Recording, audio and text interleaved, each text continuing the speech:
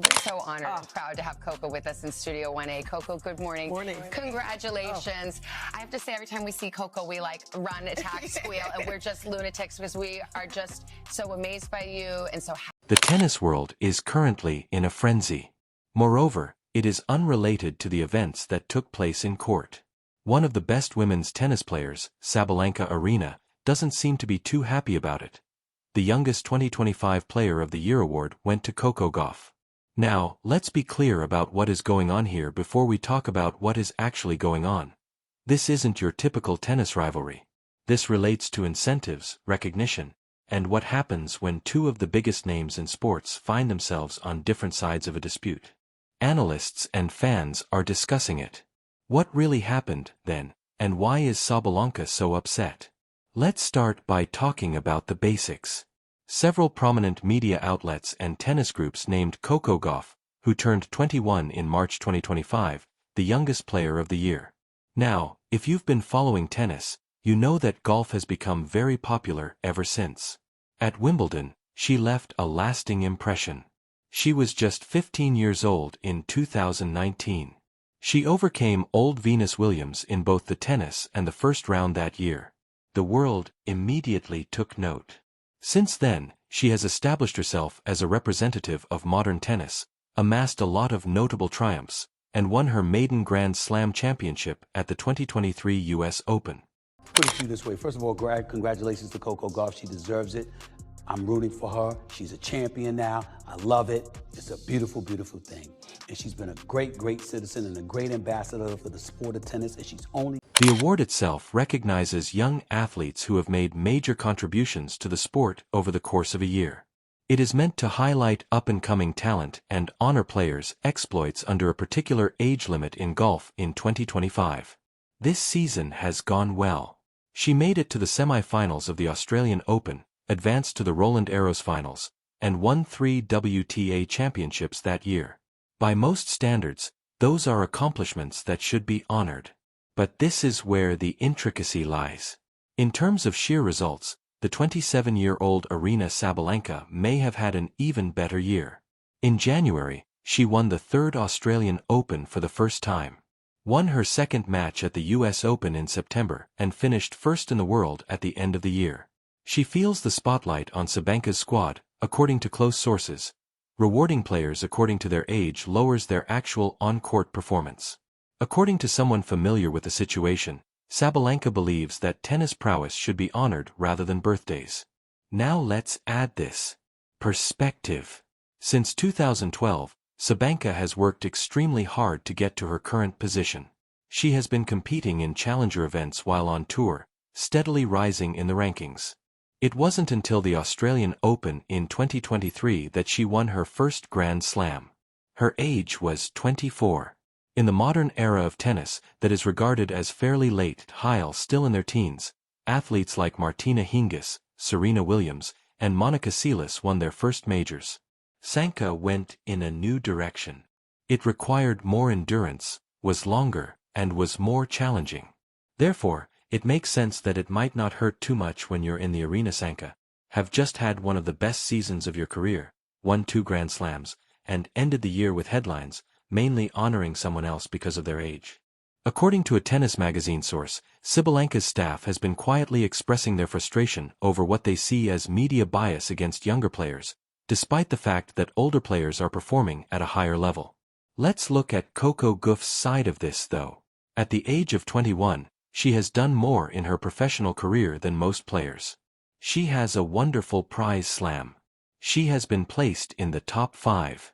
She has acted as an American representative in worldwide competition, and she's completed all of this while preserving a degree of maturity and grace. Even the most seasoned tennis players were impressed by that. "I don't play for honors or acknowledgement," spectators said reporters in 2023 after Gauff won the US Open.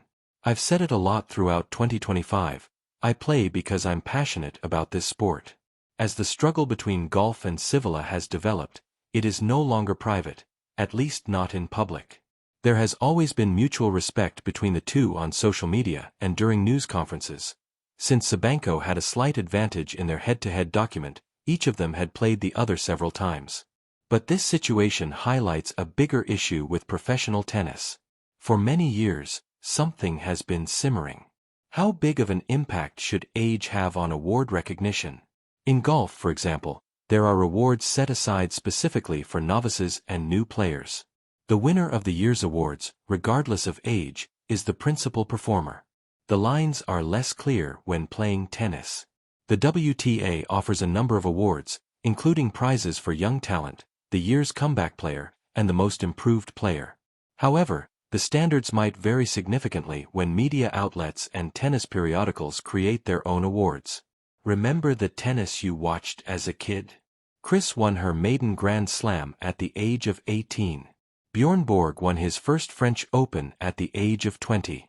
Young champions have always been honored in the game, but players who continued to be exceptional over many years were held in high regard up until his late 30s. Jimmy Connors was competing at the highest level. Martina Navratilova won Wimbledon 33rd at a young age. Both might be honored in both experience and young sports. The moment is what makes this scenario so fascinating. Nowadays, women's tennis is extremely competitive and deep. Even while there are players, you have young celebrities like Gauff. Mid to late 20s, like Sabalenka and Lena. Rybakina and Jessica Pegula playing some of their best tennis to date. The narrative that tennis is just exciting. It just doesn't last when teenagers achieve success. There has been a noticeable shift in the way tennis organizations see these honors since 2025, according to an article published in The Athletic in October. While some are considering doing away with age-based classes altogether, others are stepping up their efforts, arguing that recognizing young talent is essential to the sport's growth and attracting new fans.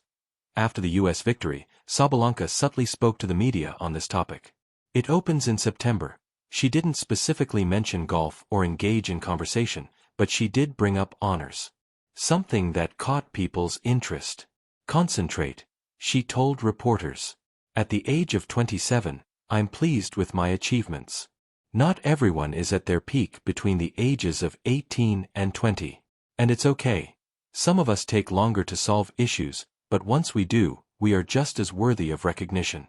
The statement was widely seen as a reaction to the ongoing discussion about age and tennis achievements. Following the case's title for celebration, Sports Illustrated quickly published an editorial piece. Greater Performance in Comparison to Potential, which examined Sabalenka's career growth and concluded that her gradual path to success was just as valuable as the adolescent sensations that garner media attention. This is something to consider when we focus a lot on someone's age. We can be inadvertently causing stress that is bad for the sport when they do anything. Jennifer, after winning a Grand Slam gold medal at the Olympics at the age of 16, Capriati struggled with burnout and personal issues.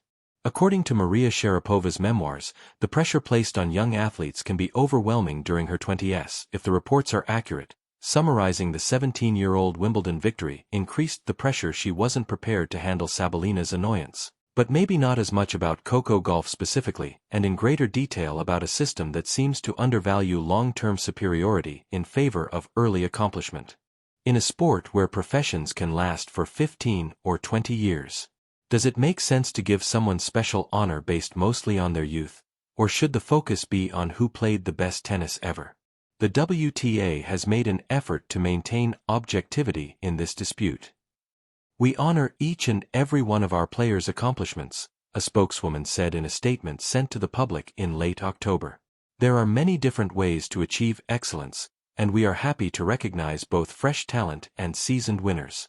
That's as diplomatic as it gets, but it doesn't really deal with the core issue. Fans' responses are equally fascinating. On social media, the tennis community is split. While older fans often express unhappiness with what they see as an obsession with youth rather than success, younger supporters generally welcome the idea of awards honoring budding stars. In an early November Twitter discussion among tennis fans, 50 people shared their opinions and several expressed empathy for Sabalenka's viewpoint. I've spent 40 years watching tennis, someone wrote. When did we start giving out prizes for young people's involvement? Let's talk about numbers for a moment. A large part of this story is conveyed by them. In 2025, Sabalenka won 52 games. Gauff had 47 victories and 12 defeats. Sabalenka lost 15 games and won 2 Grand Slams. Gauff advanced to 2 Grand Slam finals but was also unsuccessful. Sabalenka received an award of about $15 million. Gauff earned over $8 million. In almost every measurable statistic, Sabalenka had a stronger year, but Gauff is 21, and in today's sports media landscape, youth is a captivating story. Sponsors who want to make long-term investments are drawn to it and click.